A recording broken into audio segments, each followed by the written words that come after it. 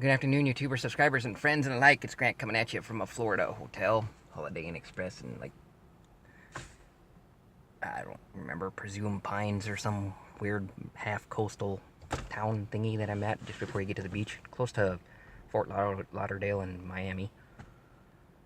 I just got done spending the afternoon in the Glades, which is if you go west of Fort Lauderdale, you pretty much get in the Everglades, we call them, where the show The Glades was made and stuff like that. Um, just to tour a little bit of the highway so that I had the time and the money to do it.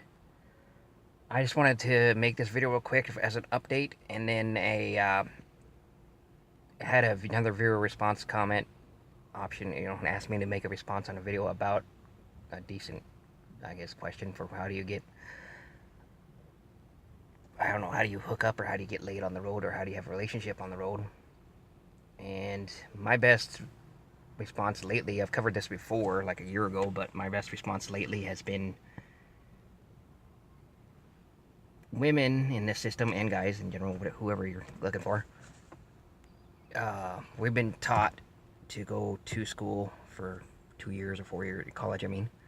and then get yourself a job and get yourself a house and be steady and stable with a nice big house and a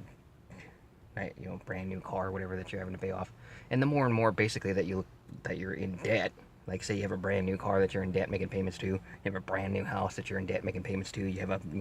you'd have to have a pretty damn good job like a banker or a doctor or something to be paying for that all on your own without purposely finding somebody for a relationship to kind of put your two incomes together. And anyway, women out there tend to want to find a partner that is stable, is not moving around like I am, or has his own house or has his own car, brand new car, obviously has a good paying job and stuff like that. Not to say that all women out there are gold diggers, they just want to be able to go to bed at night knowing that they're not going to have to support the guy they fell in love with, or they're not going to have to worry about him up and leaving them sometime. And it's true for the opposite sex, the woman looking for a dude, or the guy looking for a woman. In the guy's case, I mean, at least in my case, being that I'm in a different kind of I don't know, I guess you would call it a lifestyle than your typical, normal, average house person that has sticks and bricks house person would have. I don't care to go after the 40 or 50 hour or 60 hour work week with a brand new house and with a brand new car and going that much in debt and have so much debt that I'm going to be working until my retirement to pay it off, or etc. And even if you don't have all that underneath that, even if you have a really good house or a really good job and stuff like that, and you're able to pay everything off and be afloat in this system and not be in debt, you still you would be tied down to sit in one single place. And after I got on the road traveling, I don't know, the more and more and more I do it, the more I get cabin fever staying in one place longer than a month. I mean, even when I take this resort job or whatever, if I'm able to get it, hopefully I'm able to get it, I guarantee you about a month and a half in, I'm going to have itchy feet. That cabin fever thing, I'm going to have to go snorkeling or surfing or venture out to the Glades again or do something. Go see what's in Miami or someplace that's close to the resort on my days off or something, to just kind of drive a few miles to get that kind of, I guess you'd call it an addiction,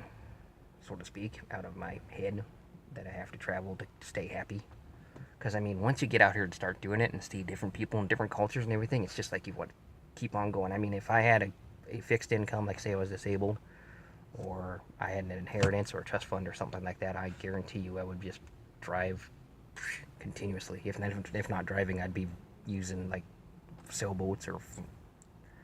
sailing the world on some kind of yacht or doing something like that, where I'm constantly moving anyway. I mean, once you get into this world, you're just kind of addicted to it. But anyway, back to the subject.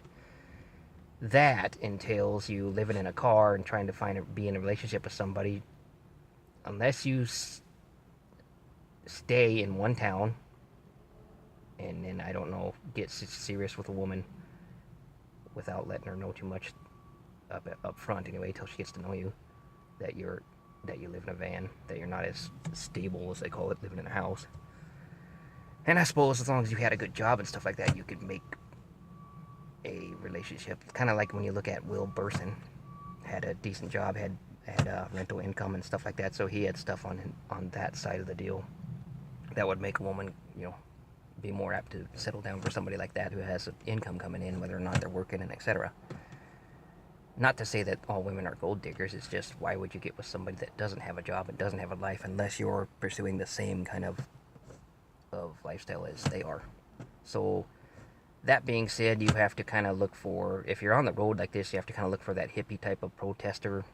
Anybody that would go up to like the pipelines protester in North Dakota would be a good place to actually look up women in terms of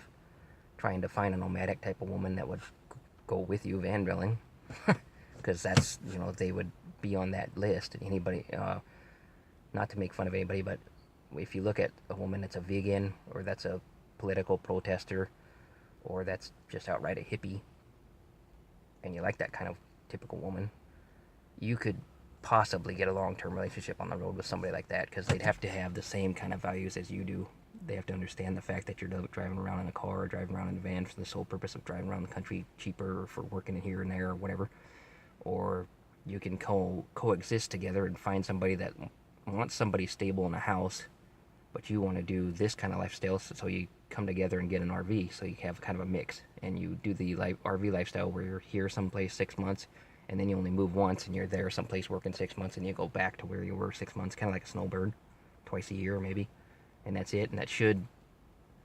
somewhat settle the person's, whoever the nomad is in the relationship's, itchy feet, by knowing they can at least move every 6 months, or they don't have to fight the cold and weather or hot weather or whatever you're trying to get away from or do. And then at the same time, the other person's stick and brick kind of house situation, if you took up an RV in an RV park, like I'm saying, rented an RV park for 6 months at a time or whatever, you'd have the stability of staying in one place for at least a certain amount of time and switch off, and you could come to a compromise that way and make a relationship work. But outside of that, getting on the road like this, if you wanted to get a quick lay or something, I mean, the obvious answer would be to hit up your nightclub or your bar downtown scene anywhere pretty much in the busy city, and then take home whoever you want to try to take home, I guess. If you want to have extra money, if you're trying to take her home to someplace else besides your car or your van or something, then have extra money around to go rent a dive motel, or even a pricey hotel for a night for $100 or whatever. So you have someplace to take her back to, if that's the case. Or you follow her home to her house if you can sweet talk her or flirt her into that kind of deal. I mean, for getting late, it's not as much of an issue. The other tip I would give you in that situation would be to go to a college or a local university and flirt up, go to a basketball game or a football game or whatever is going on, or if they're celebrating after the football game, go downtown to the nightclubs and bars of a university town. And quite frankly, there's some women there who wouldn't care if you're a current college student in town, or some person working a 40-hour job, or some person that's traveling through.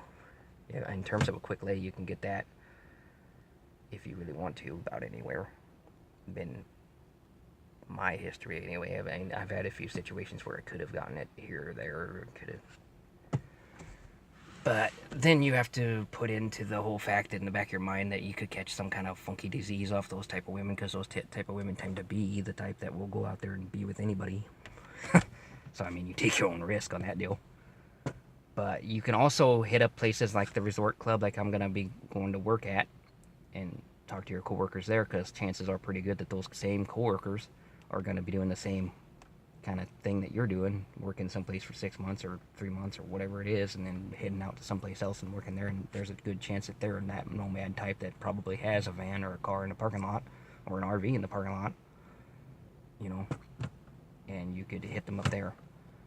The only other thing I would say is hang around like RV parks, or hang around beaches, or anywhere that you see a bunch of transient people like us living in our cars, living in our vans, whatever, and socialize with people, and then see if you can find somebody with the same type of mindset as you, because you got to keep in mind that if you find your typical average woman out there, she's going to want somebody with a stable job, with their own nice house, with their own car. Not to say that all women are gold diggers or anything, but that's what they look for. So you either have to settle in and go after that type and try to make some kind of compromise, or you have to go after the same type as you, which would be a hippie or a protester or a typical nomad. There are nomadic women out there that travel. A lot of times they won't make YouTube videos or have so much of a detail on their Facebook page or anything like that out of security reasons. You know, they don't want to be parked off someplace like us guys do, wherever, parking our cars or a van on the road and then worry about their safety. Because there are some nutty guys out there that will go after women once they find out that they're in a town that they don't have any relatives or friends at, you know, and then they're living in their car, which wouldn't be too hard to like break in and go after somebody and rape them or whatever the hell. So it becomes a little bit harder if you're looking for whatever type. So I think I covered everything in there. If you're looking for a long-term relationship, if you're looking for just get some, that's the best I can tell you is look in the same type of job areas that you would go to, like Amazon or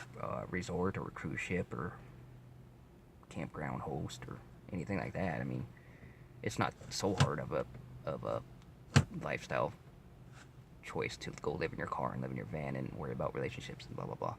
The other thing I would keep in mind though, going after that, is if you're the type that wants to go travel around all the time and then you knock somebody up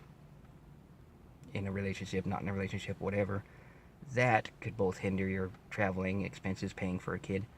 or, you know, staying with a woman and a kid in a certain location can hinder the next 20 years of your life not being able to get out here and travel and do your thing or whatever. So you just kind of have to weigh for you what's better or worse and go like that. But this video's getting pretty long. Like it, subscribe, leave comments. Hopefully I answered that question, and we'll see you on the flip. Peace.